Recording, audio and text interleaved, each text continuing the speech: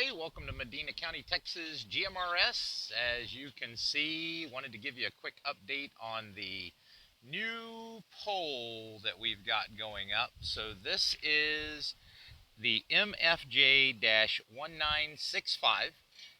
Got it buried in the ground last weekend. We were going to start erecting it today, but we potentially have some storms rolling in and don't want to be playing with a 64-foot tall antenna in the rain. So that's going to be getting up there probably within the next week if we don't get any more storms, and looking forward to that.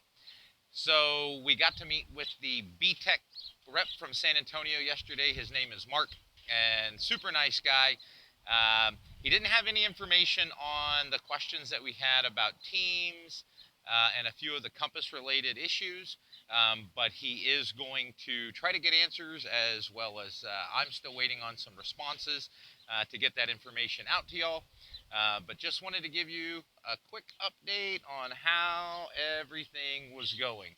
If you've had one of these easy up 64-foot antennas and have had any issues or anything, why don't you put some comments down below and share your experience, good or bad, just so we know what we're up against.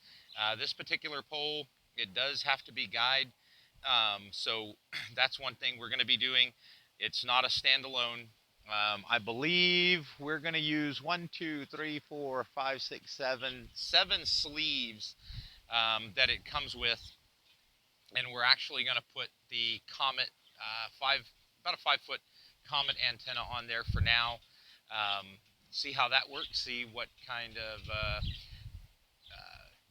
added range we get with an extra 15-20 feet or so.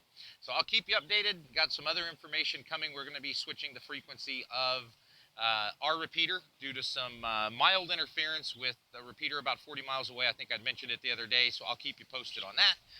Hope y'all have a great weekend, and we'll see you later. Bye.